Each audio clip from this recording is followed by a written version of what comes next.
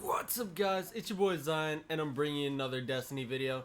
In this one, wanted to talk about some recent news that hit the community and is kind of dividing. I mean, it's really controversial and something that pissed a lot of people off, and it has to do with Xbox versus PlayStation. Now, this console war has been raging for a while, and we all know in Destiny, PlayStation won and Microsoft kind of snubbed Destiny and refused to pay for exclusivity rights. So, PlayStation gets exclusive gear, exclusive armor, even exclusive content like strikes, and then Xbox gets it a time period later. Now, typically this has been like 6 months to a year later. Well, with Rise of Iron coming, Xbox isn't going to get the year 2 Taken King exclusives until 2017, until year 4. So basically they want us to wait 2 fucking years for content that may or may not be relevant after it becomes available on Xbox. Now, I can kind of understand this for the fact of I really can see where they were coming from. Rise of Iron was an afterthought. Destiny 2 was already in the works and they realized it was going to be delayed. It's something where they weren't planning to release the Rise of Iron. They were going to do Destiny 2 at this time and that didn't pan out. So they have to go ahead and scramble now, and because they weren't planning on releasing Rise of Iron and having a year 3, you can kind of call it, it's a little hard to justify releasing the year 2 exclusives, and Sony is really digging in their heels to make sure that the money they paid is spent the way they want it spent. That everything they paid for is actually going to be their exclusive. It makes a lot of sense.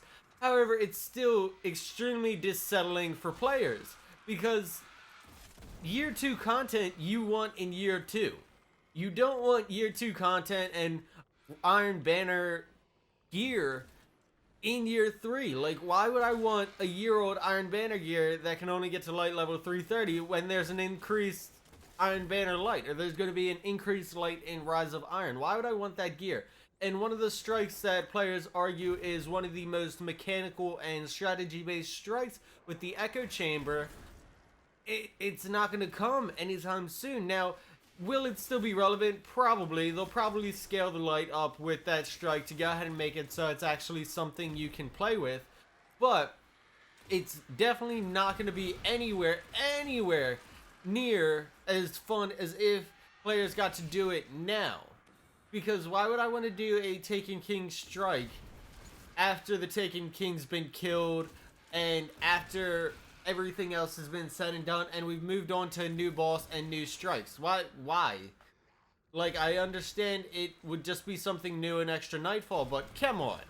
Like, going ahead and saying we basically have to wait 2 years to go ahead and get exclusive content just because Sony paid more is kind of terrible. Like, it's a god-awful way to go ahead and operate by basically snubbing half of your community. I understand the game. We had the chance, guys.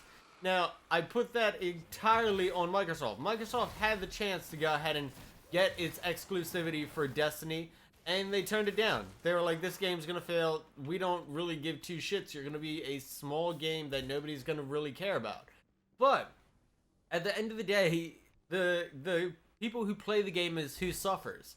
So it's one of those things where even though the exclusives aren't anything major, they're not anything game changing, they're not anything crazy where it's, oh my god, exclusives are terrible. However, the way that they limited the amount of time between exclusives, like if you take Call of Duty for example, Call of Duty holds an Xbox exclusive for 90 days. I believe it's only like a month to 3 months. I haven't played in a while, so I could be wrong with those times, but I'm almost positive that the time that Call of Duty holds an exclusive is a month to up to 3 months. It's not anything where it's like, yeah, you'll get it in about a year, just kick back. You're missing out on content because you chose the wrong console, or your console's manufacturer didn't pay us. Now that's a little ridiculous to be like, okay, a year. But a year still is one of those, like, understandable. It's not an absolute deal breaker. Like, a year you could deal with, especially since none of the exclusives are, like, earth shattering. But when you come into, okay, so the already ridiculous year mark, yeah, just wait one more. We're gonna start making it so you don't get content for 2 years when the game may not even be relevant. Like, you're talking about you want us to wait until after the Rise of Iron. You want us to wait until possible Destiny 2 comes out to go ahead and play year 2 Destiny shit. Are you high? Like, that doesn't even make sense.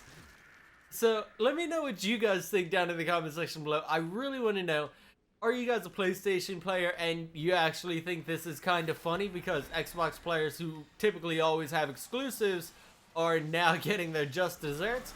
Or do you go ahead and side with, this is fucking ridiculous that any player of Destiny has to wait fucking 2 years for old content? So, let me know, guys, down in the comment section below. If you guys enjoyed this video, make sure to leave a like, a comment, a favorite, and subscribe. And as always, I'll see you guys later. Peace!